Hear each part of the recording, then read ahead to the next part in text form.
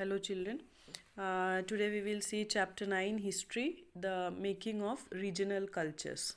Okay, so here we know that about the people from the place they live in, the food they eat, isn't it? The languages they speak, their clothes, poetry, dance, paintings, and other customs, traditions, and all.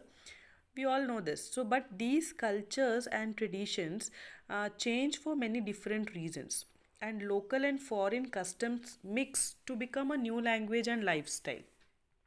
है ना?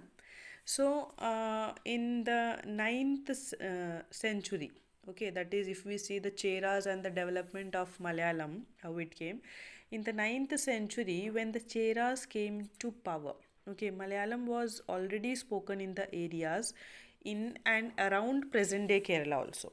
Okay, so the Chera kings used it as the official language of the kingdom to write their inscriptions and to maintain their records. Okay, that is administrative records. Okay, so this is how with the new kingdom an old language grew and it became an official and important part of the literature and life of the people in those areas.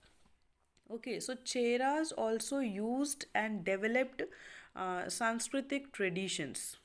Okay, Sanskritic traditions. That is, for example, the temple theatre of Kerala. Okay, it borrowed that is borrowed stories from Sanskrit epics, and much of Malayalam literature is inspired by Sanskrit. Okay, and the 14th century work called Leela Tilakam. Okay, Leela Tilakam, for example, it was composed in the style of Mani Pravalam, that is diamonds and coral, we can say. Okay, it is a reference to the two languages of Sanskrit and Tamil. Okay, so this is about the Cheras and the development of Malayalam. Now, if we look at the regions and religions, okay, that is the rulers and religious traditions, that is the Jagannath cult it is given. See, many regional cultures grew around religious traditions such as Jagannath cult of Jagannath. It is a name for Lord Vishnu. That means Lord of the world, and that is in Puri, Orissa.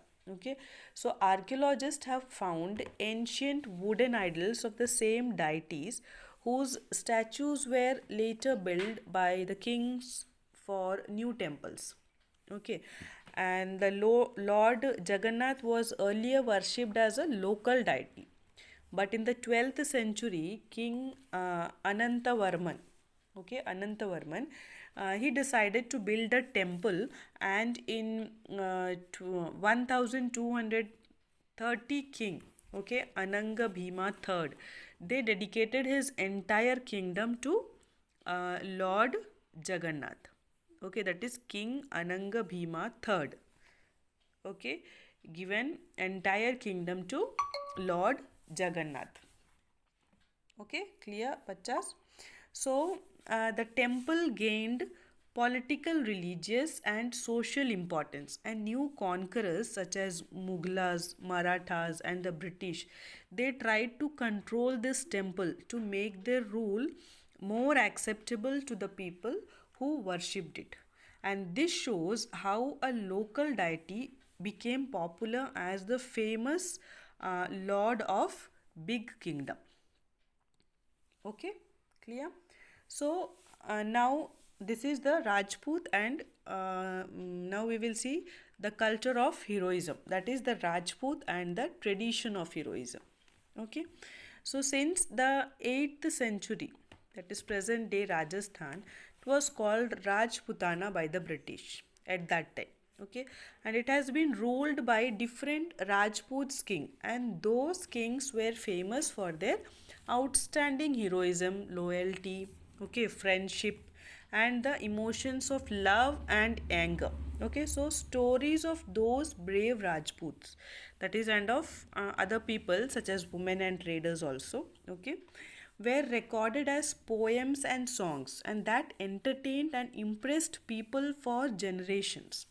And over many years, these stories became a lifestyle of the people of Rajputana. Okay, so this is the tradition of heroism, that is Rajputs and the tradition of heroism. Okay, so I hope it is clear till here, everyone.